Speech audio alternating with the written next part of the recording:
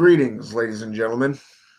It is your favorite dark sorcerer here, Michael Heisen, aka Angelus Son of Abaddon. And today I'd like to talk about seals, Sigiliums, okay, and their creation. I'm also going to teach you how to create and to charge them so that you, as a practitioner, don't have to depend on grimoires with unique, specific things that you don't agree on.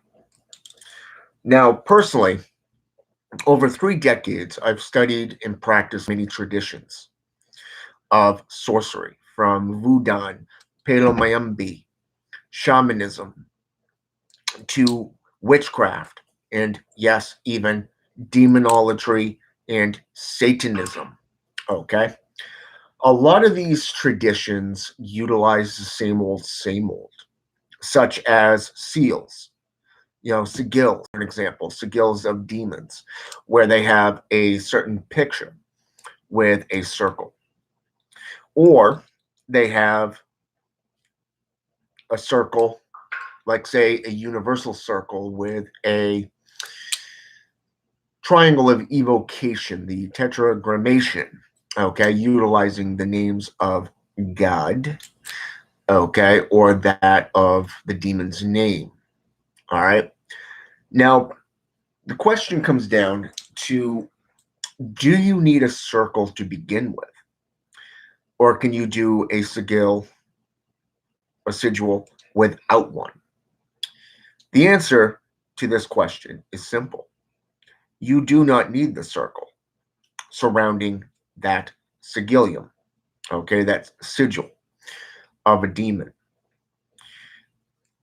You can utilize it if you wish, but that comes down to the sole practitioner's understanding and level of understanding, education, and experience with working with demonology or angelology.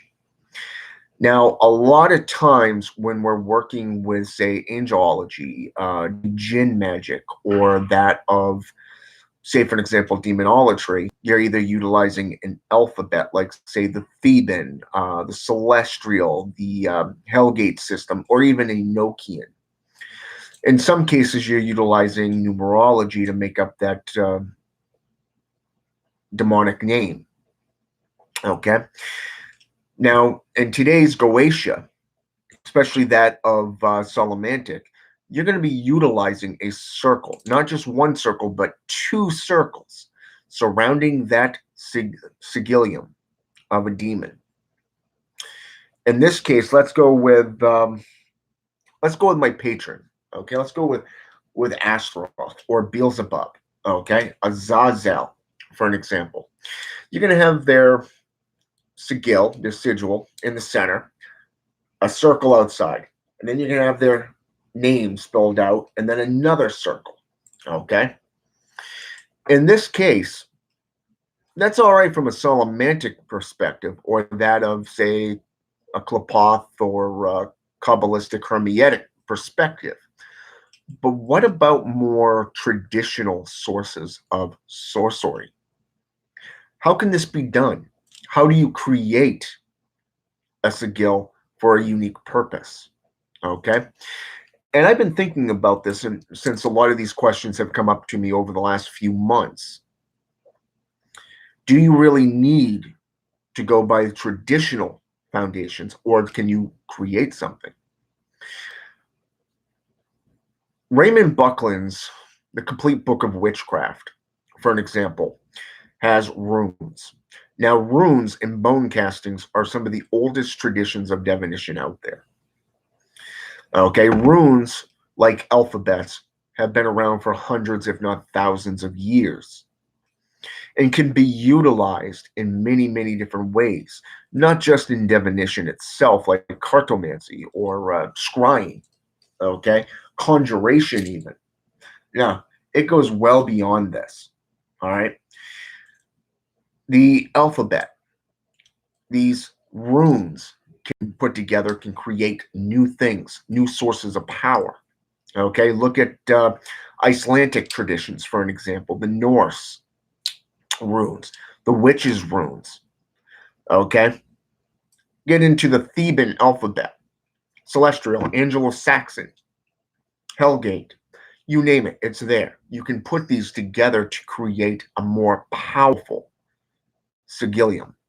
Okay, one of the greatest sources that I came across when it came to creation of a sigil was practical sigil magic, creating personal symbols for success by Frater UD.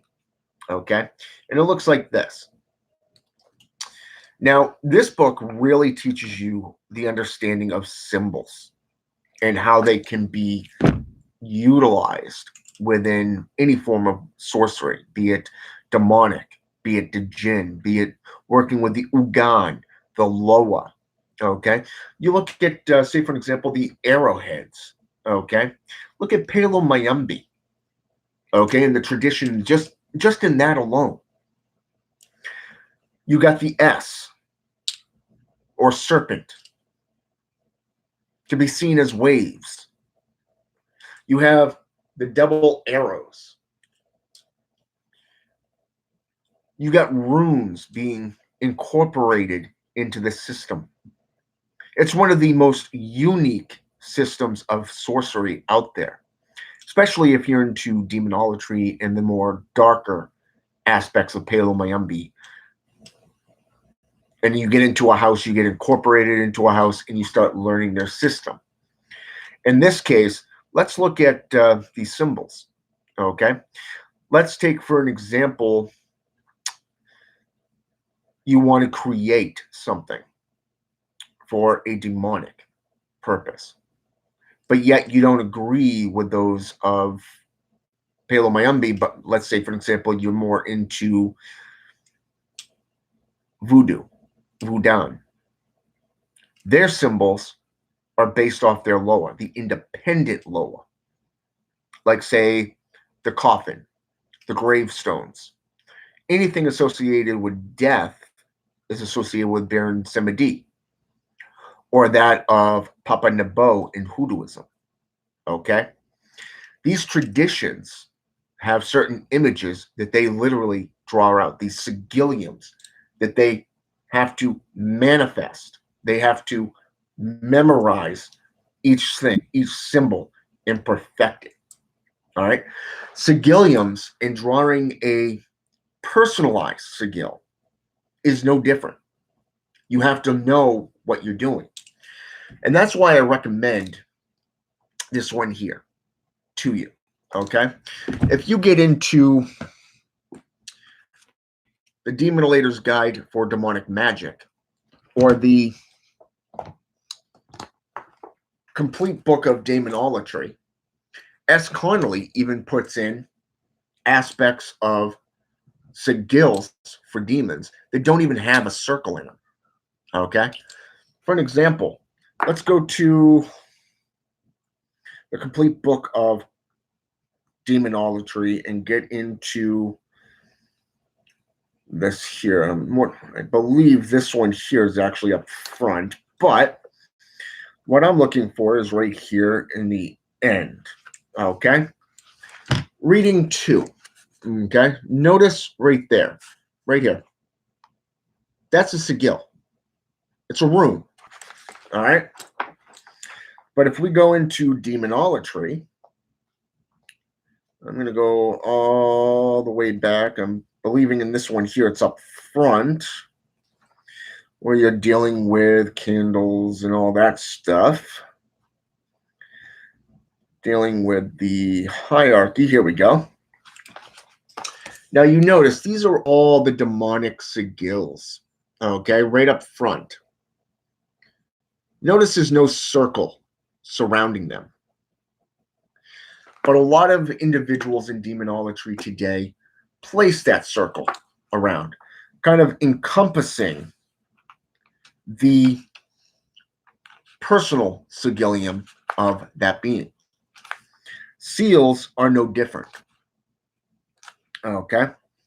You look at the universal sigil that E.A. Coetting puts out, okay, through How to Become a Living God.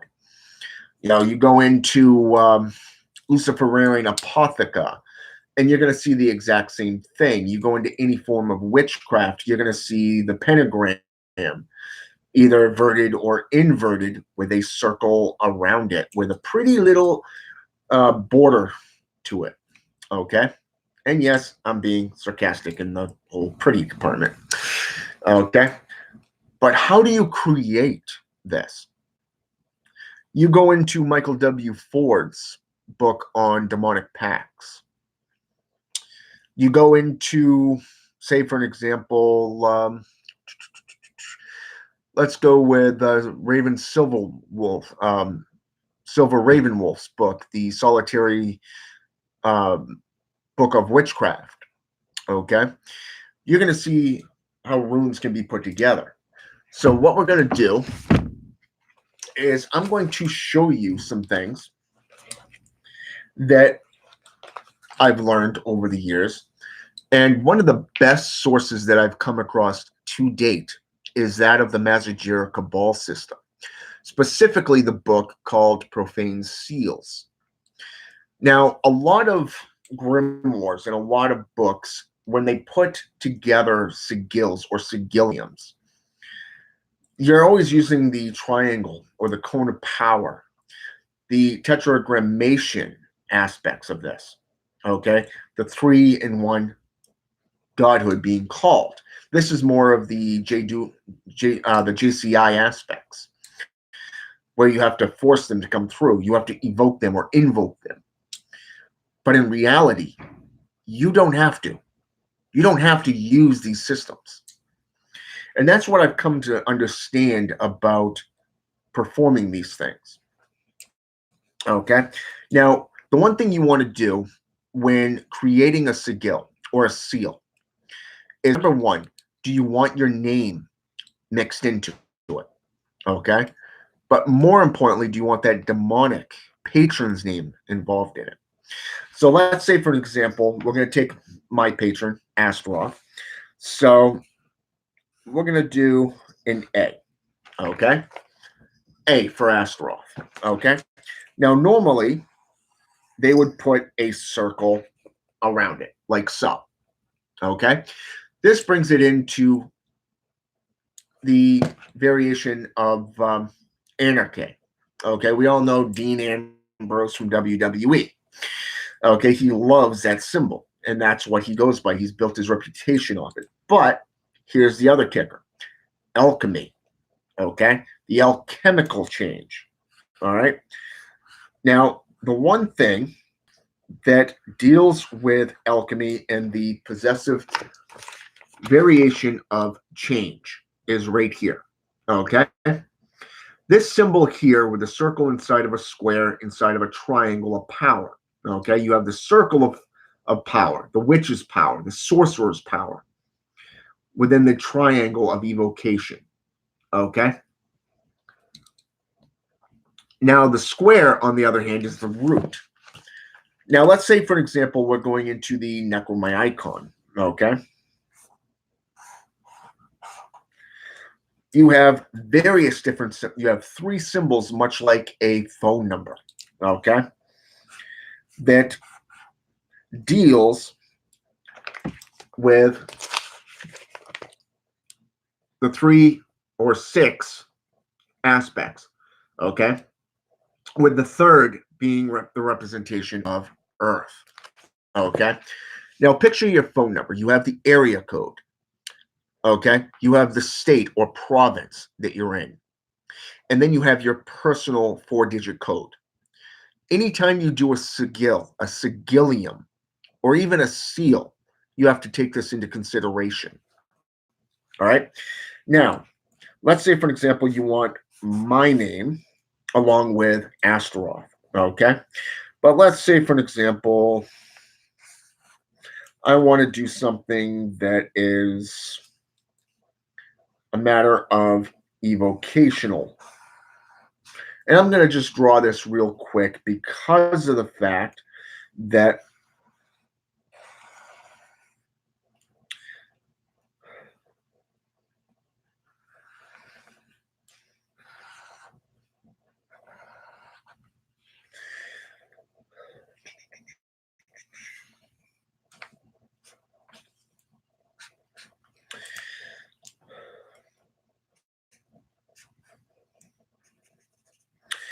you really want to make sure that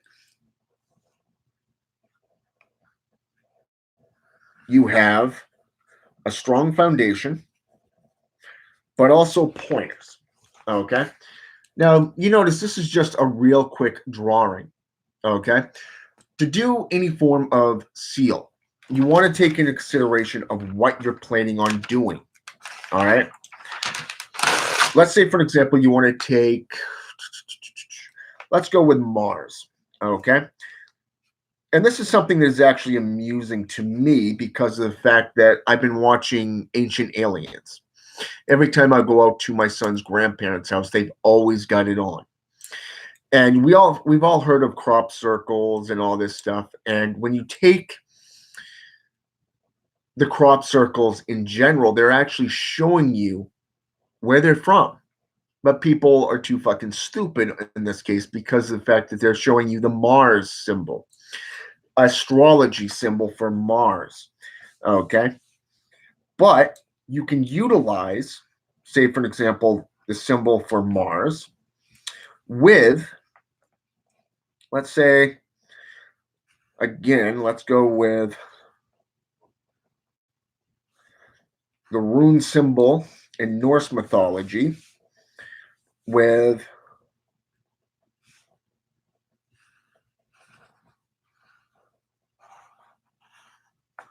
this.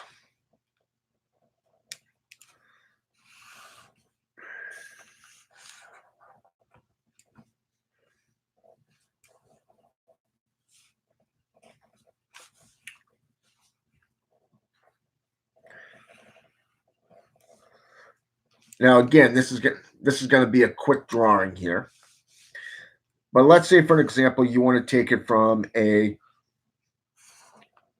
demonic perspective with, say, for an example, that of a religious perspective upon a calling.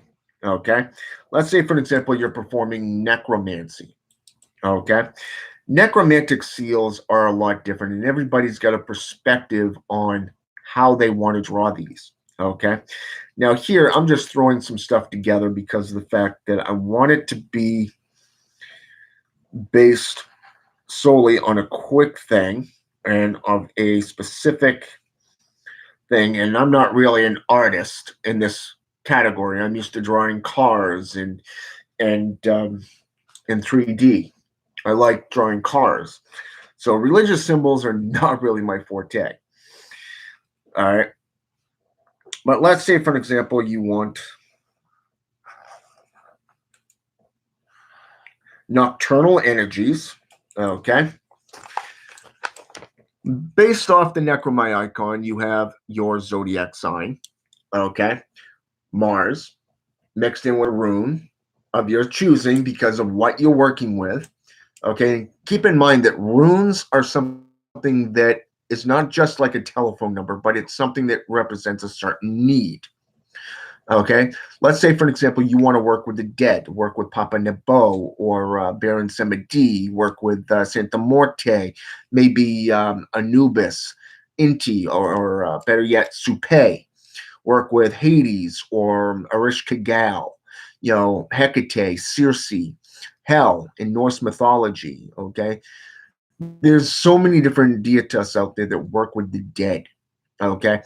And just about every single tradition that is out there. And you really want to know what you're doing here. Okay. So number one, you'll notice right here. Okay. Three moons. The moon represents a shield. Okay. Whereas the triangle pointed down represents feminism. Whereas up, masculism. Being a male, female perspectives. Okay.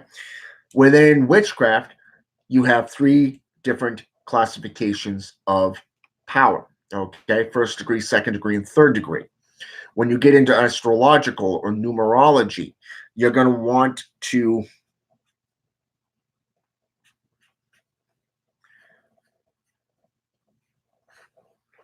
do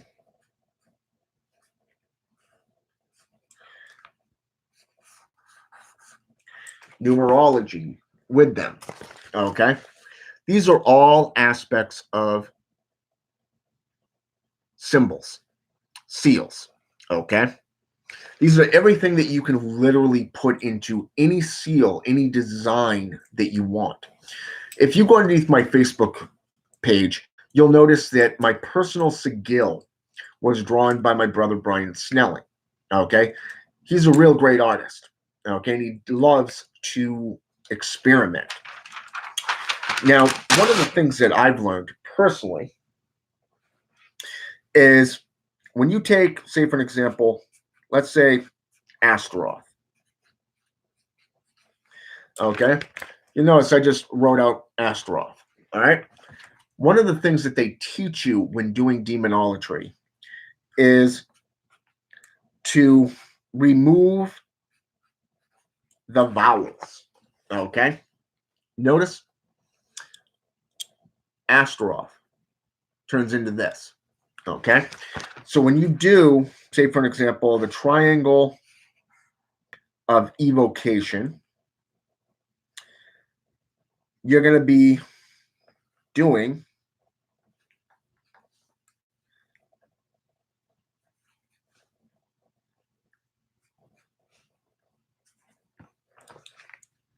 just like so.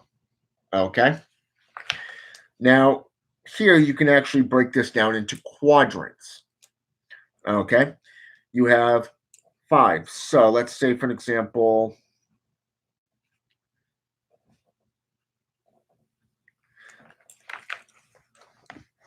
numerology, Greek, the numerological number for five. Okay. But then you want to make sure that you got the demonic N or the circle of empowerment within the alchemical symbol for change. But you also want to take into consideration you may want to do some form of manifestation. Okay. So one of the best things that I can suggest to you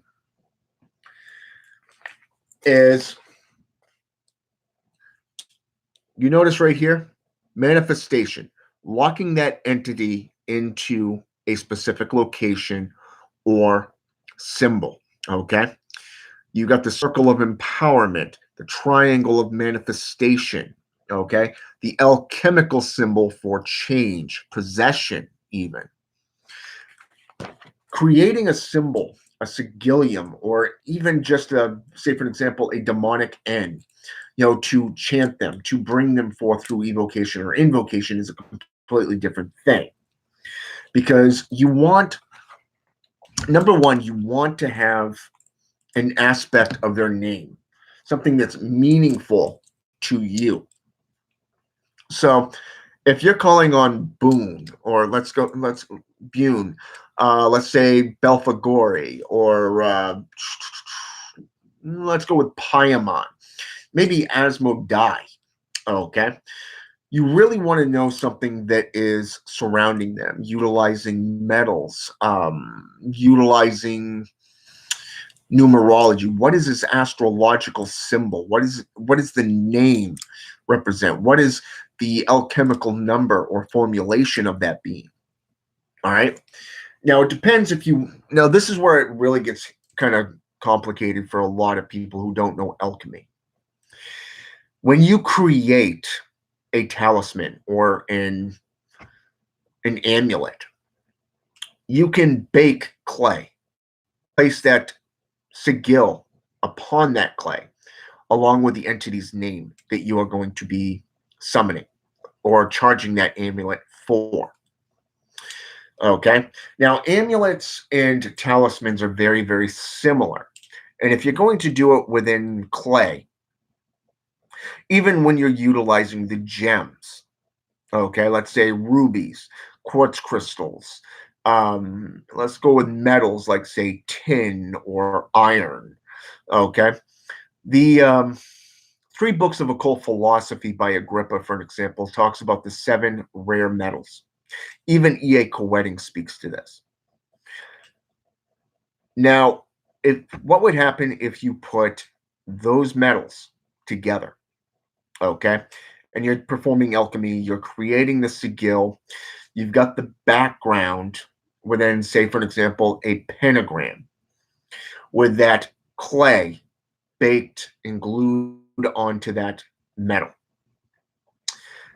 You have a spot that you have purposely engraved specifically for that gem, and you glue that gem to that amulet, that talisman.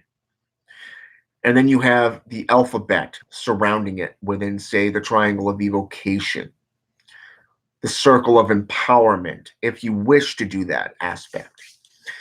There's numerous different methods to do this, and it comes down to what you're looking to do on a personal level, what speaks to you between you and the entity that you're working with. But I would recommend looking at the entity in general, finding out all the aspects about them. What are their metals? What is their planetary stature? If they're like, say, Azazel or Satan, Orion, even consider Saturn, the dark planet, because they're considered the dark gods. Azazel, the ancient darkness, the scapegoat, whereas Orion is known as the dark god. So therefore, Saturn and the symbolatry of the zodiac sign within that formulation would be great for this. Okay. Now, what would be the stone that you would use for that aspect? Okay. What are you going to charge that amulet for? Are you going to do it for knowledge, power, perhaps protection? Okay. Look at the symbolatry behind it and what you're creating that to do. Anytime you do any form of sigil or seal itself, you want to take that in consideration. This is the one thing I've learned from reading and studying the Mazajira Cabal system book, Profane Seals, over the last year. Their sigils are simplistic, but also very complicated to draw. However, when you do create something like this, a seal can be used for protection. It could be used for cloaking, aberration, abjuration, rather, reversals. Okay, even cursing, hexing.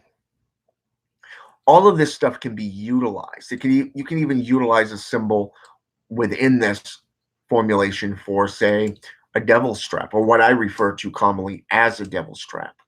Okay, when an enemy, if you let's say, for example, you create a sigil specifically for protection. Now, by protection, you've charged it up properly. You've created the symbols for, like, the witch's shield, okay, the crescent moon, okay, the shield right up at the top or on the 3 points of the triangle, okay, like I showed on this one here. Okay, notice the witch's shield. Okay, protection. The warrior, Mars. The inverted pentagram, meaning demonic sorcery. Okay, the inverted cross. Just certain symbols that have been around for hundreds of years, if not thousands of years, in one formulation or another. The pentagram has been used in representation of witchcraft and sorcery, the elements, the representation of the human psyche, the body, even the physical, spiritual, and mental and emotional states. Okay? Fire representing anger, hate, wrath. Water, healing, enlightenment. Celestialism, even. Earth being grounded. Okay? Being made of the dust, the balance factors. But when you get into these aspects, you really want to keep in a clear mind of what you want this particular item to be used for. Do you want to leave them ungraved so that you can utilize them for any purpose? S. Connolly, in her book, The Complete, what is it there? The Demonilator's Guide to Demonic Magic speaks to utilizing a blank slate specifically for that of reusing the item for any and all aspects that you have in mind. Whereas putting a sigilium, a seal, even runes, numerology, even upon an amulet or a talisman, mixed in with crystals, gems, are made for a specific usage. She even talks about how to cleanse them, different methods for doing such. But again, it comes down to what you're willing to do and what you have need for that item. Okay. Now, personally, when I speak of the Mazajira Cabal system, I've learned quite a bit over their runes, their seals, their sigils for these beings, like the seal of demonic evocation, the discipleship, even going into utilization of the draconic, the Sith or Siddhi, the Dralith, otherwise known as the Elven.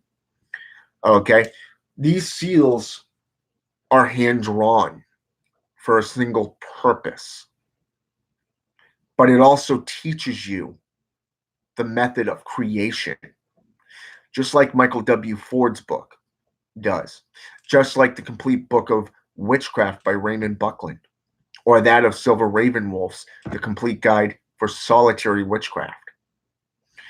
Runes, numerology, astrological, even planetary plays into a huge effect here, and what you're willing to do, how you're willing to do it. So remember that. Just because you know symbols and what they mean doesn't mean you know the proper way of utilizing them, because there is many different methods that can be employed. Symbols have certain attributes like manifestation, possession. You look at the Vivi, for an example, for possession out of Voodoo traditions. The skull representing death or spiritualism. Okay, heavily influenced. You go into arrows, spears, the S, salt. Going into these symbols manifests the practitioner's will. Doesn't matter if you're a priest or priestess, a polero. It doesn't matter if you're a witch, a warlock, a brujo. It doesn't matter if you're a magi or sage. You got to learn these things. Don't stick to one tradition, form, or tradition. Expand your horizon. Go into all of them. And you're going to see a lot of similarities, but you're going to see a lot of differences. But most importantly, when you trace something back to its original sources, you're going to see that everything you've known is basically a bullshit lie. It's stuff that's been corrupted. That's why it's good to know what you're talking about. Why it's good to know your history, mythology behind them. Why were they used? How were they used? Icelandic is different from Celtic. Celtic is different from Germanic. And Germanic is different from Norse. You get into the witches' runes or the Norse runes, the Egyptians. You're going to see different things, different aspects, from bone castings to what the bones represent. You're going to see what symbols and representations of gems and symbols and signs are utilized for. One of the best books that I ever came across was by Raymond Buckland, called Signs, Symbols, and Omens. Hell of a fucking book. I recommend it to you. It's one of those books that really teaches you from a wide range of traditions, going all the way back into alchemy, Egyptian, Greek, going into the travelers, going into witchcraft, going into Buddhism, Chinese, Asian traditions. It's going into so many different things and points it out to you. Okay, it's not just like what's it called there? Symbols by the Masonic Lodge, the Masonaries, the Hermetics. There's so many different things out there. but you got to know what they mean. And that's why I recommend these books to you. This is why I wanted to do this video today, just to show you what you can do. You don't need a circle around something to charge it up. You don't need to sit there and make it look pretty and nice with a pretty new bow. You know, if you want to put a circle around something because it's what you feel like doing, then go for it. Because it does come down to you as the practitioner, what you're comfortable with working with. Let's see. West Egg, I would recommend doing a patron summoning, a revealing thing. Good thing to do that under is a full moon, a black moon. Okay. John Saunders, how's it going, man? But yeah, that's what I would recommend to you. So, but go into different traditions because a lot of different traditions have different symbols that they use. The voodoo aspect of a vivi used for possession is a lot different from, say, the alchemical symbol for possession or the alchemical change. Okay, you got the skull and crossbones, which represent secret societies, but also death, witchcraft. All right, you got a lot of different things that are mixed together, and you've got a lot of things that's been watered down, corrupted over the years. That's why it's good to do your own research into these items so that you have a much better understanding of how they can be used. So I've given you some books to contemplate on. I would recommend Charnel Whispers and Profane Seals from the Mazajira Cabal system put out by Sumnus Dreadwood. I would recommend Frater UD's book, Practical Sigil Magic. I would recommend Signs, Symbols, and Omens by Raymond Buckland. I would recommend The Complete Book of Witchcraft by Raymond Buckland. I would also recommend Solitary Witchcraft by Silver Ravenwolf to you. Get into the runes and aspects of that. I would also get into a lot of these other traditions like voodoo, hoodooism, Palo Mayombe, Quimbanda, Umbanda, Santeria even, getting into Saint Holy Death yourself, like Santa Muerte or La Santa Muerte, depending if it's Spanish or South American. Get into the various different traditions of Voodoo. Like, say, personally, I would go with Haitian Voodoo myself. There's a lot of good, rich sources right there alone. Whereas in African spiritualism, to me, it's more white lighted practices there. So it's really not my cup of tea. I prefer the Haitian aspects, but that's up to you. All right. If you have any questions, feel free to message me either here or on Facebook. I'll always reply. With that said, I hope it's been intellectual and enlightening. Hail Satan, and have a good day.